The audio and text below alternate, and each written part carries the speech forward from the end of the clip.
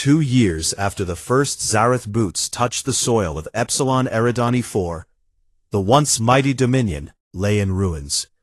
Carthul, the shining capital world, now looked like a dead ember. Its skies stayed thick with black ash from fires that never fully died. The great spires that once touched the clouds had fallen into twisted heaps of metal and stone. The palace of the High Executor was nothing more than a wide crater filled with broken glass and burned banners.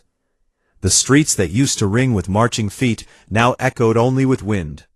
Survivors crawled from hiding places. They were few, they were hungry, they were afraid. They spoke in whispers about the humans. They told stories of ships that appeared without warning, ships that fired once and vanished, ships that left no demands, no messages, no mercy. Just silence after the explosions. The Zareth who once ruled 1,000 systems now hid in caves on forgotten moons. They no longer dreamed of conquest. They dreamed of staying alive one more day. In the old meeting hall on Valor Prime, a much smaller group gathered. The round platform looked empty. Many seats stayed vacant. The Sylvani traders had left. The Larathi peacekeepers had gone quiet. The once loud voices of the galaxy now spoke soft. The air felt heavy with lessons learned too late. Tharvok walked to the center again. His skin glowed faint blue. His scars looked deeper in the dim light. He did not raise his voice. He spoke calm and clear. The chamber listened without interruption. I gave the warning, he said. I told them not to touch the humans. I told them the fire would come. I told them an empire could turn to ashes. They laughed. They called me old. They called me weak. Now look around. The Zerath seats are empty. Their worlds are silent. Their name is a cautionary tale, whispered in dark corners. He turned slowly to face every delegate. Some looked down, some met his eyes. A few nodded as if they had seen the same truth long ago. The humans did not come for glory, he continued. They did not come for slaves. They did not come to build a bigger empire. They came because someone hurt their people. They came because someone killed their young. They came because someone thought weakness lived in human hearts. They proved that thought wrong. He paused and let the words settle. They fought with everything they had. They turned farms into factories. They turned traders into soldiers. They turned broken ships into weapons. They used tricks. They used speed. They used rage wrapped in cold planning. When the Zareth expected surrender, the humans gave attack. When the Zareth expected retreat, the humans pushed forward. When the Zareth expected an end, the humans kept going until nothing remained to fight. A delegate from a small border race spoke up in a shaky voice. But Ambassador, did they stop? Did they take the Zareth worlds for themselves? Did they slaughter every last one? Tharvok shook his head. No, they stopped when the threat ended. Planets. They built no bases. They left the ruins as they found them. They planted one small flag on Carthul, not to claim land, but to mark the place where arrogance died. They sent a message to every surviving Zareth. Hide well. Never come back. Touch us again, and the next fire burns faster. The chamber stayed quiet for a long time. No one wanted to break the silence. They all felt the weight of what had happened. An empire that once shook the stars now existed only in memory. A new race that once seemed small now stood tall in fear and respect. The doors at the far end opened slow. A single human walked in. She looked young. Her face carried scars. Her uniform was simple gray with no rank marks. She carried only a small crystal in her hand. No guards, no weapons, no show of force. She stepped to the podium and placed the crystal down. Her voice came through every translator, steady and plain. We accept conditional peace, she said. The war ends here. The Zareth may live if they stay away from us. Human space. If they rebuild in silence. If they speak of revenge, we will hear it. If they move against us again, we will not wait 2 years. We will not wait months. We will not wait weeks. The next empire that tries will fall in days. She looked around the room. Her eyes met every face. She spoke one last time. Remember what happened here. Remember why it happened. Remember what humans do when you force their hand. She turned and walked out. The doors closed behind her. The crystal stayed on the podium. It held the terms of peace. It held maps of safe zones. It held warnings written in clear language. No one touched it for a long time. Tharvok stepped forward again. He picked up the crystal and held it high. This is the new truth, he said. Touch humanity and pay the price. The price is high. The price is final. The galaxy has seen it now. No one can say they did not know. He placed the crystal back down and walked away. His aide Lyra followed close, soft. Is this the end? Master kept walking. No, he said. This is only quiet. The humans watch. They rebuild. They grow. They wait. If peace holds, peace holds. If someone forgets the lesson, the fire returns hotter than before. Years passed. The galaxy changed slowly. Trade routes opened again. Ships moved without fear. Stories of the Zarath faded into old records. Children learned the tale in schools. Teachers spoke of it as history, not legend. The name human carried new weight. It meant clever. It meant stubborn. It meant dangerous when cornered. On Terra, cities rose again. Ships filled the yards. Factories hummed with life. People laughed. People worked. People remembered. Epsilon Eridani IV. They built memorials, not to hate, but to never forget. They taught their young one simple rule. Protect your own, stand together, strike hard when struck. In deep space, a lone human scout drifted near old Zarath borders. The pilot looked at the empty stars and smiled thin. No ships came, no signals sounded. The silence felt good. The silence meant the lesson held. Far away on a hidden station, Tharvok sat by a window. He looked at the black and spoke to no one. They reduced an empire to ashes, he said. Not with hate, not with joy, just with purpose, just because someone dared to test them. He closed his eyes. The galaxy turned on. The stars stayed bright. The warning stayed alive. Do not assault the humans. They will reduce your empire to ashes. Word count, 1,350. 6 months had passed since the Xaroth first landed on Epsilon Eridani IV. In that time, the Dominion grew fat on stolen resources. They mined deep into the planet. They shipped ores back to their core worlds. They built new bases. They told their people the humans were broken. The High Executor Vren Kal stood on the observation deck of his flagship and looked at the stars with pride. He believed the war was over. He believed the galaxy now feared the Zarath name. Then the alarm sounded. Across the home system of Carthul, sensors screamed impossible readings. Thousands of contacts appeared at once. Not in neat formation, not jumping from known lanes. They came from every direction. Some slipped out of asteroid fields. Some rose from gas giant rings. Some burst from dark space where no one should hide. The human armada had arrived. Vrenkal stared at the main screen. His mandibles opened wide in shock. The fleet was huge. Not sleek dreadnoughts, but thousands of strange, ugly ships. Looked like old freighters covered in extra armor. Some looked like mining rigs turned into gun platforms. Some were swarms of small drones that moved like angry insects. Missile tubes glowed red. Railguns spun up. Fusion drives flared bright. The humans had built an army from nothing in half a year. Launch all fighters, Vrenkal shouted. Bring the fleet to battle stations. Protect the capital at all costs. The Zarath ships moved fast. They formed a wall of steel and plasma.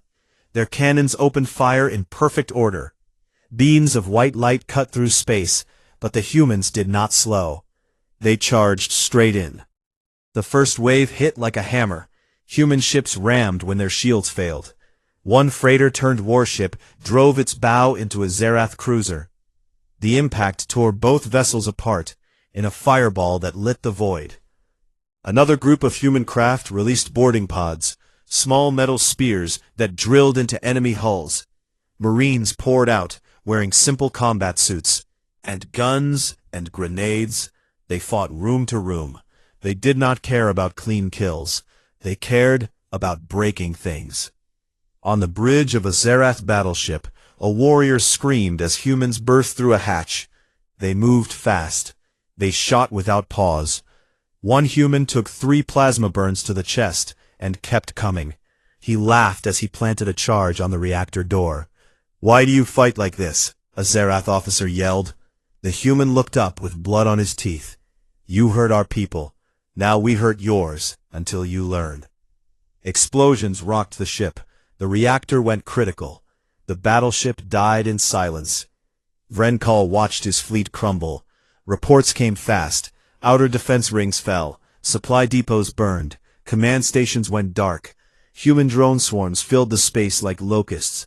They targeted engines. They targeted weapons. They targeted life support. One by one, Zarath's ships lost power. They drifted helpless. Then human missiles found them. The humans did not stop at the edges. Pushed deeper. They hit every world in the system. Fuel stations on the gas giants turned to slag. Mining colonies on the inner moons became craters. Trade hubs in orbit vanished in bright flashes. The Dominion had ruled 1,000 systems. Now the heart bled. On the surface of Carthul itself, the attacks came without warning. Human stealth craft dropped from high orbit. They seeded self-replicating machines, tiny robots that ate rock and metal and printed more of themselves. Factories grew in hours. They churned out bombs and guns and missiles. The machines spread like gray mold across continents. Cities that once shone now choked on smoke. Vrenkal ordered his remaining ships to form a last line around the palace world, but the humans hacked the communication nets. Every screen on every Zarath ship showed the same thing. Footage of Epsilon Eridani 4 burning. Footage of human children dead in streets. Footage of Zarath troops marching over bodies. Then the words appeared in every language. "You started this. We finish it." The psychological blow hit hard. Warriors who once fought with honor now felt doubt. They saw their homes burn. They saw their leaders hide. They questioned everything. Vrenkal retreated to his inner sanctum. Guards surrounded him. He paced and shouted, "We are the Dominion. We do not fall to primitives. Order the reserve fleets. Bring every ship from the outer sectors. We crush them here." But the reserve fleets never came. Human strike groups had already hit those sectors. They cut supply lines. They poisoned jump points. They left traps that waited for anyone who tried to leave. The Zarath Empire shrank fast. Worlds fell silent. Systems went dark. The once mighty Dominion became scattered islands of fear. In deep space, a human carrier group waited. They carried no fancy name, just numbers and letters. The crews came from every human world. Some had lost family on the colonies. Some had friends in the first battles. All shared the same cold purpose. A woman named Mara stood on the bridge. She looked at the tactical map and spoke quietly. "Strike the palace moon. Target the command spires. No mercy. No prisoners. End it." The ships jumped in close. They unleashed everything. Missiles in waves, railguns in barrages, boarding teams in hundreds. They took the palace tower by tower. Zarath guards fought hard, but humans fought harder. One marine squad reached the throne room. Vrenkal stood there with his last elite warriors. He raised his plasma lance, ready to die fighting. The lead human stepped forward, a tall man with scars across his face. He carried no gun, only a simple blade. "You killed our people," he said. "You thought we would forget. You were wrong." Vrenkal charged. The fight was short. The human moved fast. He dodged the lance. He struck once, twice. The High Executor fell. His blood pooled on the golden floor. The throne room went quiet. Outside, the battle raged on. Human ships hunted the last Zarath vessels. They showed no joy. They showed no hate. They just finished the job. When the last dreadnought exploded, The system belonged to silence. Across the galaxy, word spread. The Zarath Dominion was broken. Worlds that once bowed to Vrenkal now stood empty. Fleets that once ruled the stars now drifted as wrecks. The humans did not claim territory. They did not build monuments. They left ashes and warnings.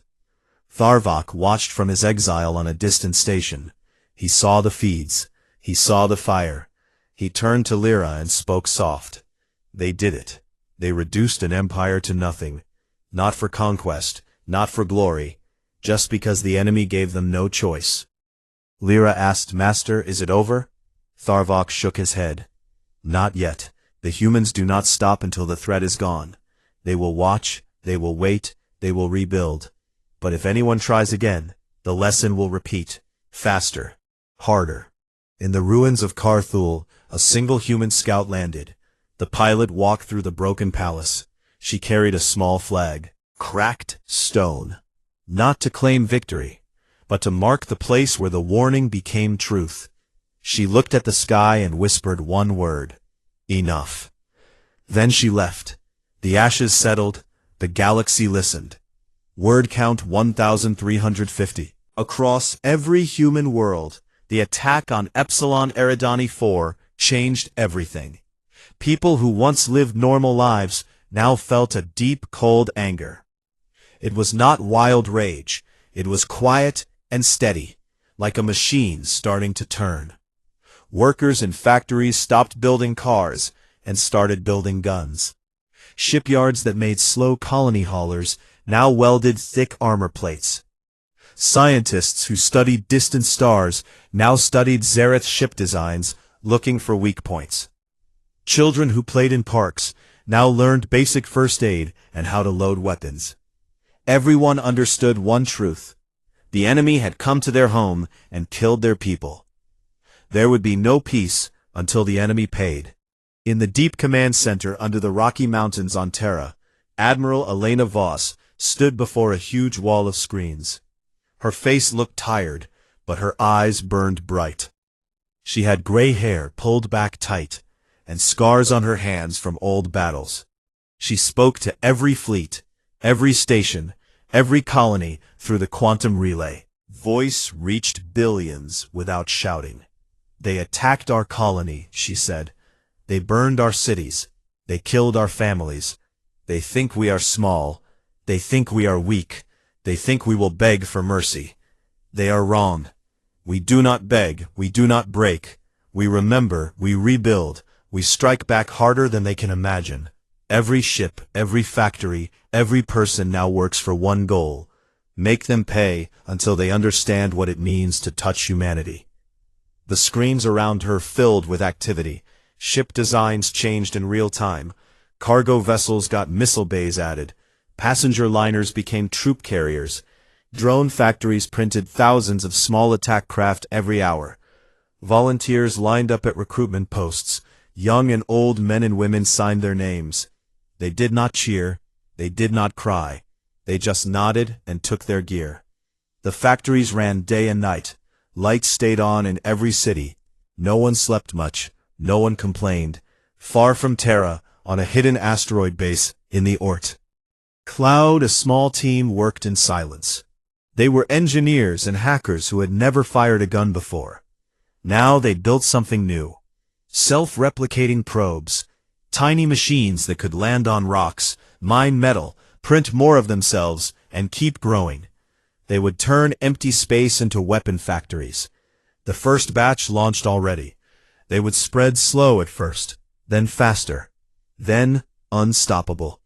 In the shipyards above Mars, the first new warships took shape.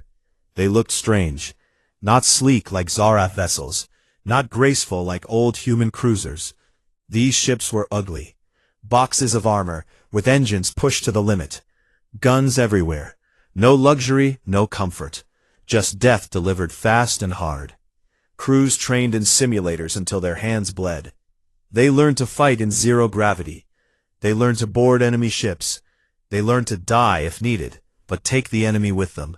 On the colony worlds closer to the front, people did not wait for fleets. They formed guerrilla groups, caves. They rigged traps on roads. They watched the sky for Zareth scouts. One group on a moon base used old mining drills to carve tunnels under landing zones. When Zareth troops came down, the ground opened and swallowed them. Another group flew small craft painted black. They slipped past patrols and planted mines on supply routes. Every hit was small. Every loss hurt the enemy a little more. Vren Kal sat on his throne in the wrath of Carthul. He looked at reports and felt pleased. The colony was his. The mines worked under Zareth guards. The humans had stopped fighting in open battles. He thought the fire was out. He thought the lesson was learned. He did not see the small things, the missing supply ships, the dead scouts, the hacked relays, the quiet messages moving through human space. One captain dared to speak. "Sir, our convoys are vanishing. Not many, but enough to worry. The scouts do not return. We find their ships empty with holes cut clean. No bodies, no signs of battle. Just." Vren Kal waved a claw. "It is nothing," he said. "Pirates, perhaps. Or cowards, running from our might. Double the escorts. Problem solved." But the captain looked uneasy. "Sir, the humans do not run. They hide. They wait. They learn. Our warriors say the enemy fights different now. Not for honor, not for land, just to hurt us." Vren Kal laughed loud. The sound filled the bridge. "They hurt us," he said. "Let them try. We have 1,000 worlds. They have a handful. Soon we take more. Soon we reach their homeworld. Soon Terra kneels." He did not know that human spies already walked his worlds. They looked like traitors. They spoke the trade tongue. They listened. They watched. They sent information home in tiny coded bursts. Every weak point, every supply line, every command center. They mapped it all. In a small room on a neutral station, Tharvok sat with his aide, Lyra. They watched secret feeds from human space. The old Krellian looked at the screens, and his crest glowed faint blue. They do not rush. They do not panic. They prepare. The fire spreads slow, but it spreads. Lyra asked, "Master, will they win?" Tharvok turned his head. "They do not think of winning yet. They think of surviving first. Then they think of ending the threat forever. That is what makes them dangerous. Other races fight until they tire. The humans fight until the enemy stops breathing." On Terra, Elena Voss met with her war council. They stood around a table that showed a star map. Red dots marked Zarath worlds. Blue lines showed human supply routes. Green arrows showed planned strikes. The admiral pointed to one spot. "We start small," she said. "Hit their fuel depots. Cut their trade lanes. Make them bleed slow. Let them feel the cost of every life they took." A general spoke. "We have new weapons. Railguns that fire faster. Missiles that change course in flight. Boarding pods that drill through armor. The crews are ready." Elena nodded. "Good. But remember, this is not about revenge. It is about survival. If we let them think they can take our worlds, they will keep coming. We stop them now. We stop them hard. We make sure no one ever tries again." The council agreed. No cheers, no speeches, just work. The plans moved forward. Ships left docks in secret. They jumped to dark space. They waited. They watched. Months passed. The Zareth celebrated their victory. They built monuments on the captured colony. They told stories of human weakness. They drank and laughed. They did not notice the shadows growing longer. In deep space, a single human scout ship drifted near a Zareth relay station.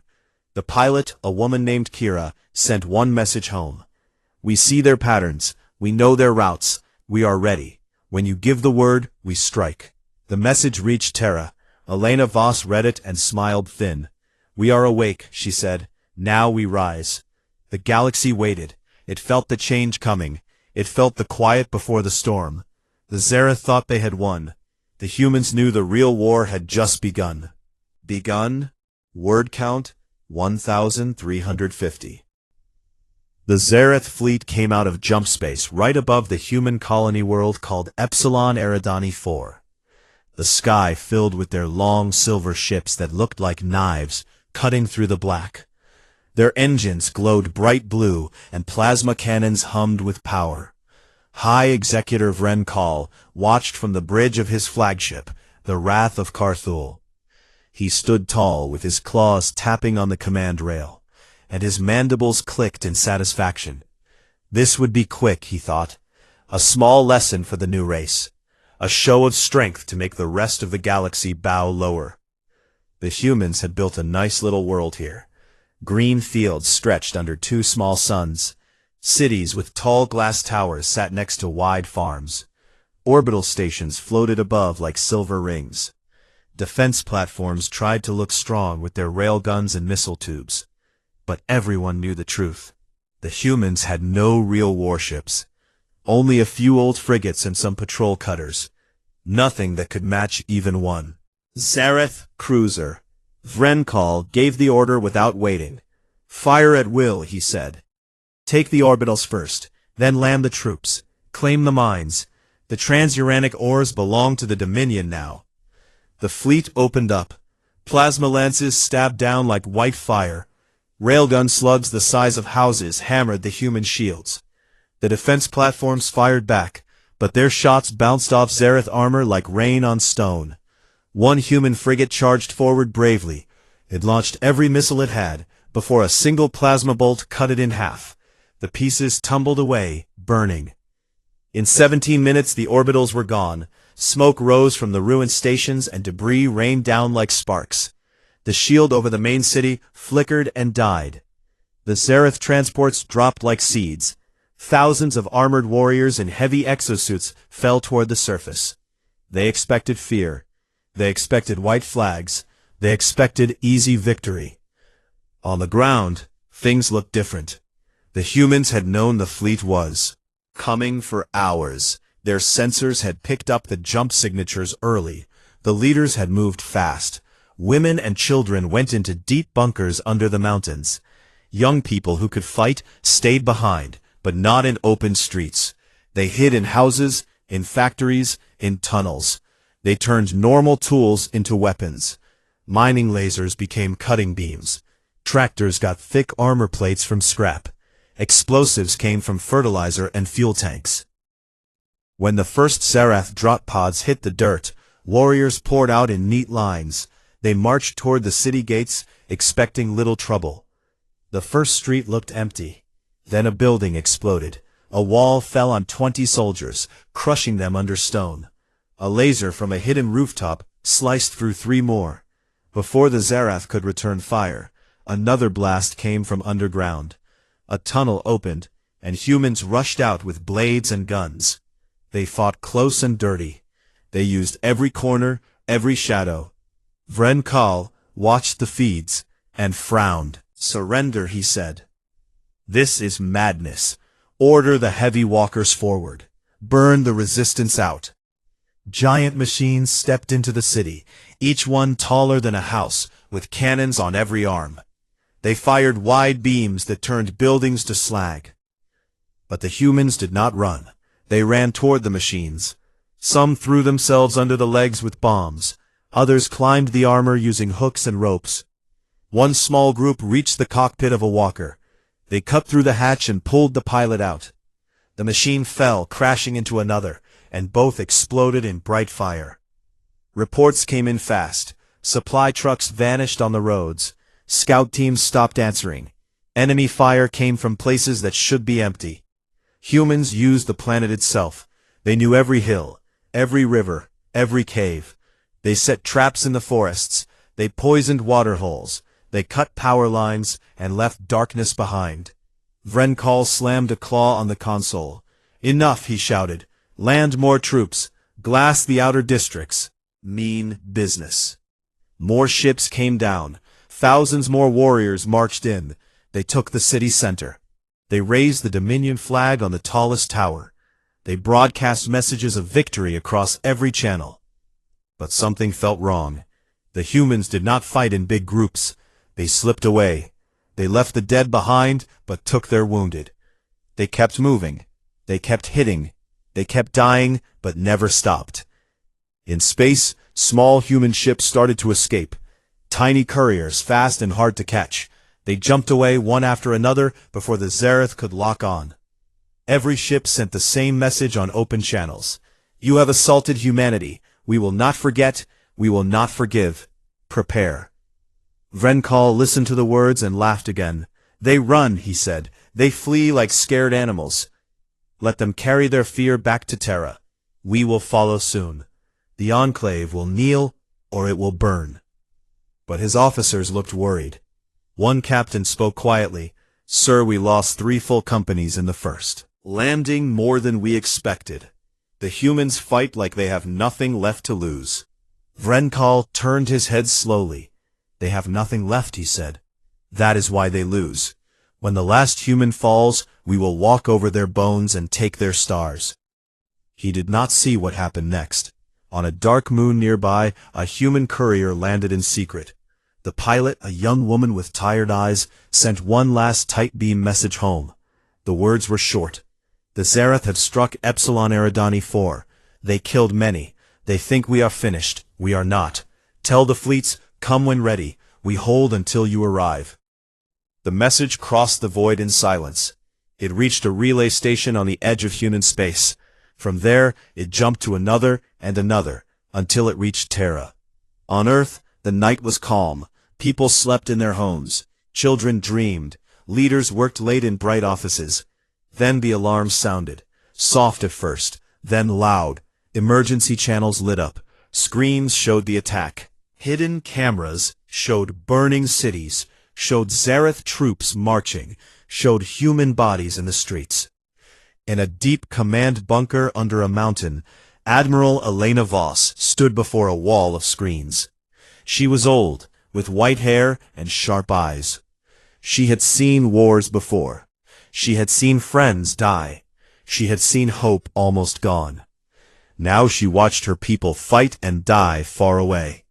She turned to her officers. Activate every protocol, she said. All shipyards shift to war build. All factories make weapons. All volunteers step forward. No one sits this out. The room moved fast. Orders flew. People ran to stations. Screens filled with plans. Old designs came back to life. Ships that were built for peace got guns added. Armor plates went on cargo hulls. Drone factories started printing swarms.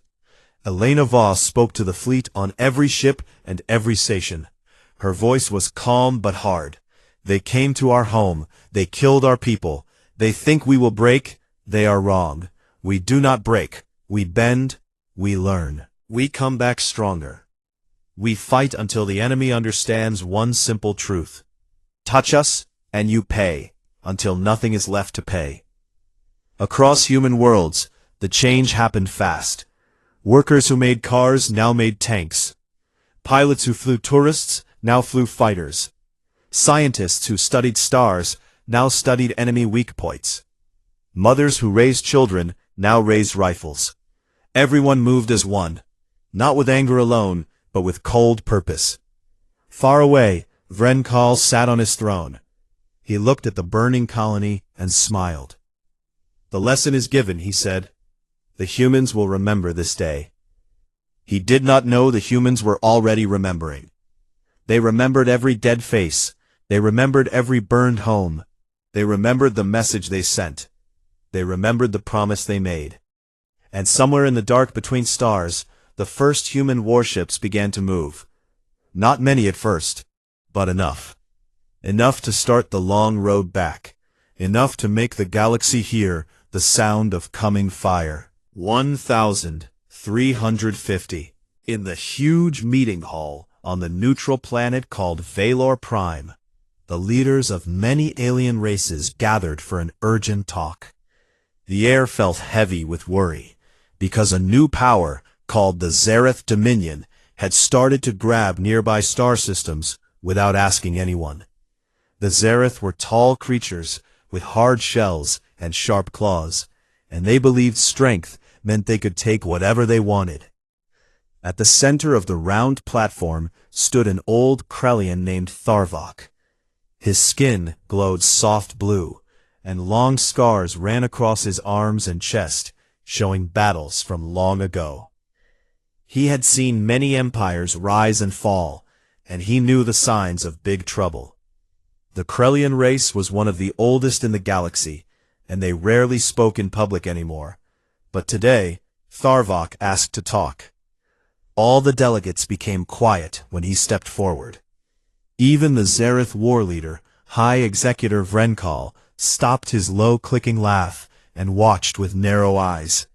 Tharvok raised one clawed hand, and his voice came through every translator in the room, clear and slow. "Listen to me now," he said. "Do not touch the humans. Do not send your ships to their worlds. Do not fire even one shot at their ships or their people."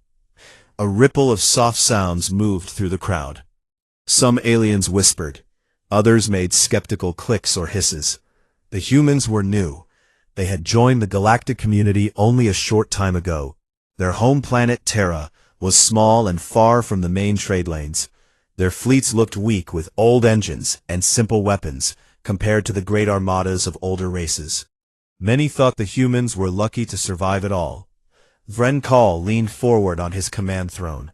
His mandibles opened in a wide grin, showing rows of sharp teeth. "You speak of the soft-skinned apes from the Yellow Star," he asked. "Why should a mighty dominion fear such weaklings? We took 3 systems in one cycle and lost only 2 frigates. The humans have no dreadnoughts, no plasma lances, no void shields worth." Mentioning Thar did not smile back. His crest dimmed to almost black, showing deep fear. "I have watched species come and go," he said. "I have seen proud empires swallow small worlds and then vanish. I have seen wars that lasted 1,000 cycles, and I have seen short, terrible ones that ended in silence. But the humans are different." He paused and looked straight at Vrenkal. "They do not fight the way we fight. When we battle, we seek clear victory. We take land. We claim resources. We force surrender. We stop when the enemy kneels.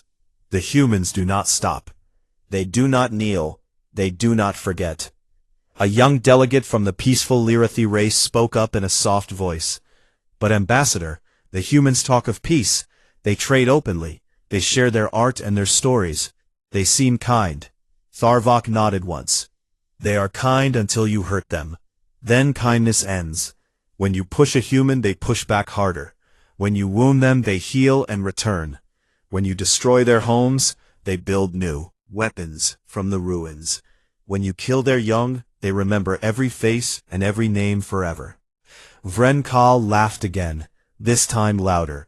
The sound echoed off the high walls. "You tell fairy tales, old one," he said. "Perhaps your kind grew soft after so many cycles. Perhaps you fear change. The Zarath fear nothing. We expand, we conquer,